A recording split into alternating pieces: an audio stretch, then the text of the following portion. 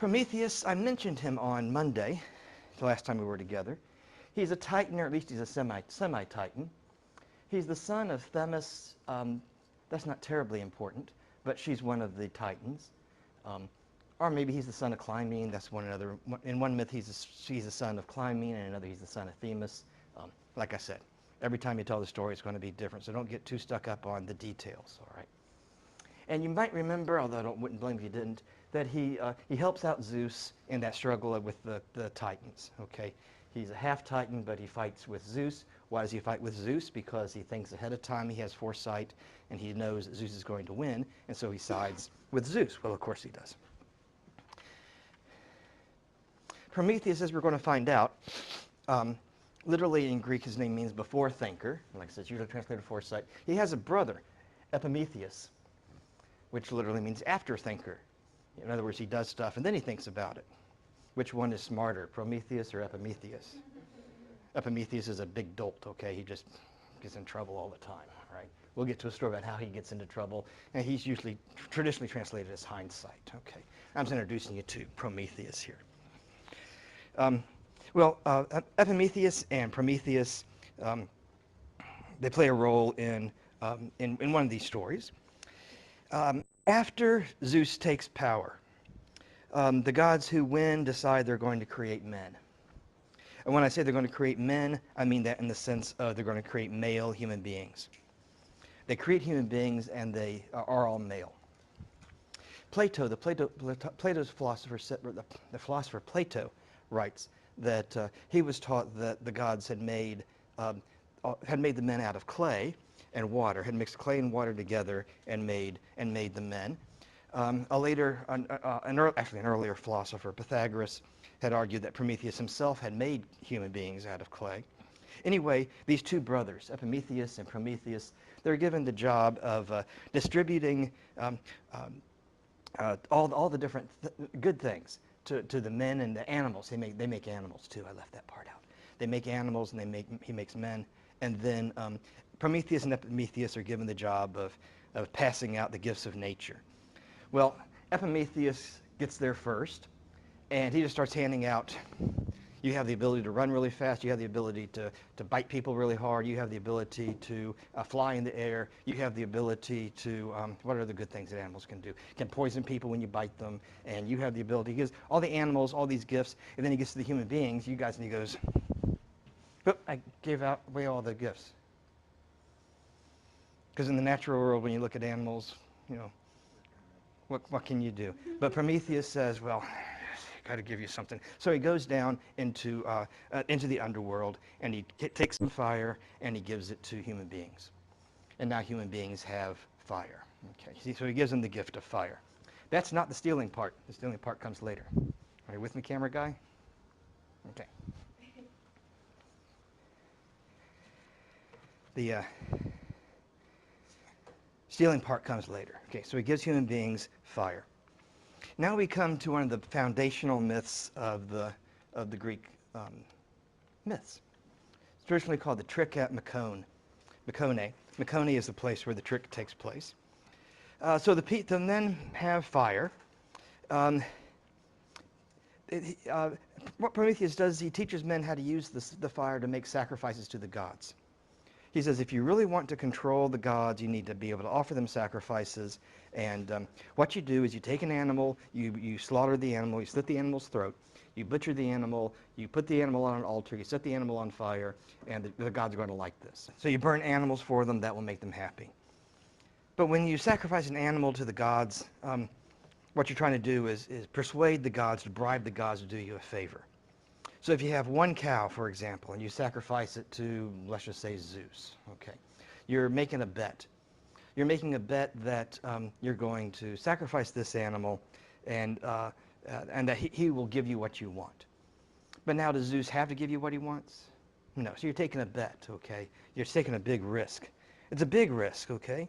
Because if you kill Bossy, and you slit her throat, butcher her body, put her on an altar, set her on fire, roast her completely up, you're giving away an awful lot of stuff. What do cows give us? Milk, food, meat, leather, their skins. What? What's that? I said companionship because I like Sure, cow. sure, sure. We've got goats in our place. They're not very good companions, but I can imagine it would be good. Okay. Something else really important. Stop. That's so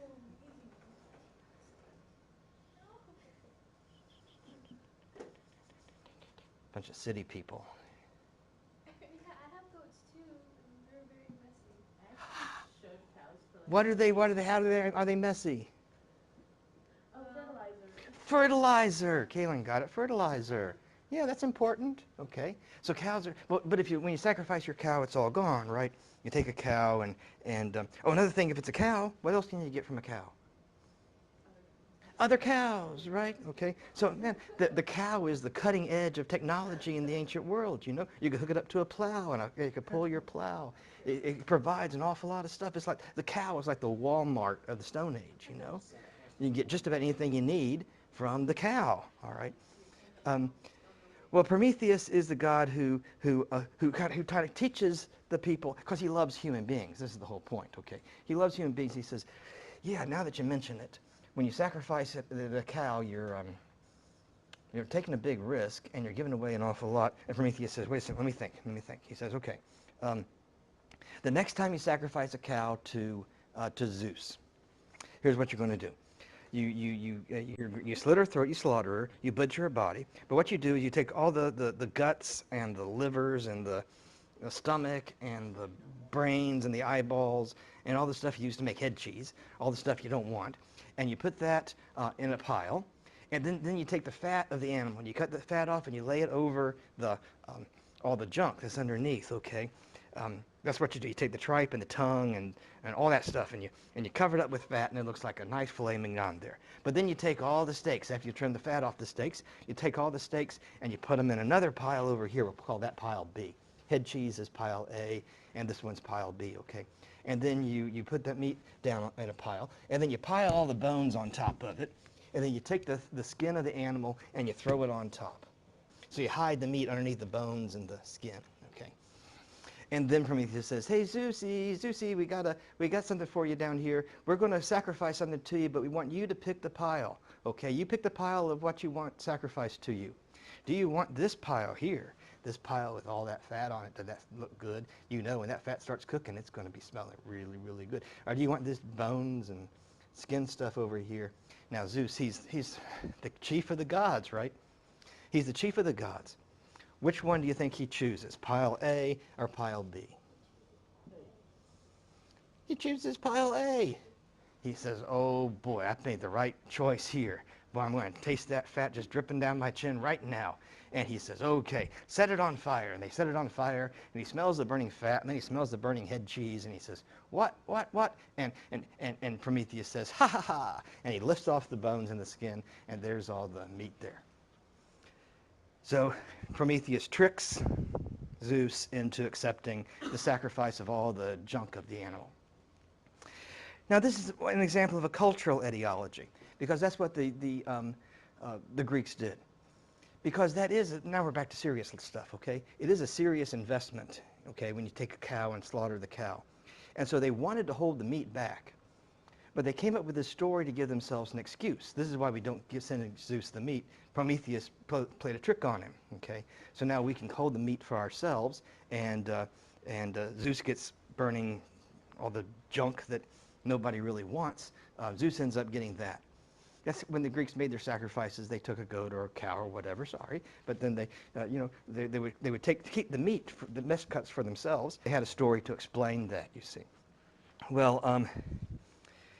Well, anyway, somebody's going to be made to pay for this, okay? And so Zeus says, okay, he's going to punish humans, so he takes away fire from them. He says, "You can't have fire anymore. You're just going to send me head cheese smoke. You can't have fire." Well, fire is useful. Fire is important. What are some uses of fire? What's that? Combustion, which gives us, well, yeah, that's using the definition of the word to answer the question. Cooking, Boiling water, Purification, that was a good one. purification. Someone said light. Yeah, light. Heat, warmth, protection. Keep animals away from. Further chemical reactions. Further chemical reactions. They're like cooking. The lab. Yeah. To make weapons, to melt metal, iron, copper, bronze, and make metal. It's also very useful for something else. Who's going to get it? Keeping away Making sacrifices. That's what we're talking about, right? Okay. So now the people can't make any sacrifices. They have no way to control the gods. They can't make their weapons. They can't stay warm. They can't keep wild animals away. All that kind of stuff too. But Prometheus, he looks at people. They don't have fire anymore. And so he goes back up to Mount Olympus. We'll get to that place next week. And then he goes down into the underworld, and or rather, he goes close to the underworld. Okay, close to the bottom of Mount Olympus, where a guy named Hephaestus works. He's the metal worker. He makes stuff out of metal, and he steals a little bit out of fire. He puts it in a fennel stalk, which is kind of like a stalk of celery. It's different, tastes different, but it looks the same. And he puts the fire into the celery stalk, and then he hides it in his coat. Don't try this at home, okay? Don't put fire in a celery stalk and then hide it in your coat, okay? Don't do that. And so he takes it back to the human beings, okay? Well, now Zeus is mad. He's going to punish men and Prometheus, and he's going to give them both different penalties. How's he going to punish men? At this point, I surreptitiously take my glasses in my bag here. He punishes men by creating women. I'll see you. He punishes men by creating women. I think a man came up with that story. I just don't see Greek mothers telling Greek little girls, and then they decided to really punish men and made us. I don't really see that happening. Anyway, Zeus creates women. We'll catch up to that part of the story. Zeus takes Prometheus and he chains him to a mountain in a part of the world called the Caucasus. You might want to jot that down. It's an important part of the world. Yeah, that's in like Russia, right? Yeah, southern part of where the Soviet Union used to be. Yeah, mountains. Yeah, the Caucasus Mountains. Yeah, that's where we do get the word Caucasian from. The Caucasus are right here. Some of you said Russia. This is where the former Soviet republics of Georgia, Armenia are here. That also goes over into Turkey and the northern part of where Iraq is. Okay. The best guess is that the Indo-Europeans originated here, spread this way through Iran. Iran is here. Through Pakistan here, and then into the north of India. That's all in those videos that I gave you earlier. And then to the west, across Turkey, Anatolia, and then here across North Africa, and up that way. Anyway, he's chained to a mountains in the Caucasus with a chain that Hephaestus, he's the guy who makes stuff. We'll get to him next week. Makes out of adamantine, which is was the hardest metal anybody knows about. But we don't know about what it is because we're not gods, right? But Hephaestus, who makes stuff, this is the hardest metal you can imagine. It can't be broken by anybody except Hephaestus, pretty much. We get the word adamant from adamantine. If someone is adamant about something, that means they're very firm and hard and will not be changed. That's where we get the word from. So that word shows up every once in a while in the lectures. It's just the toughest metal you can imagine. He makes he chains Prometheus up to the mountains in the Caucasus, and every day an eagle flies in and eats his liver. And then every night the liver grows back. The next day the eagle shows up, eats his liver again. Next day the liver grows back. It is interesting that the liver, I'm told, is the only organ of the body, besides skin, I guess, that does grow back. The liver, yeah, the liver. That's what I was thinking. How did they know that back then? I don't know. I have no idea how they knew. But they have people who do transplants today who, if they donate a liver, they can leave just Yeah, a little bit. And within like 6 weeks, they have something like this, you know. They have the whole liver is regrown. Anyway, so Prometheus is chained up there. He's suffering because he loves humanity. But he knows he'll get off the mountain someday because he knows a secret. So we'll leave Prometheus up in the Caucasus for a while because he's going to be there for a very, very, very long time, doing nothing but up there chained to the mountains and waiting for somebody to show up.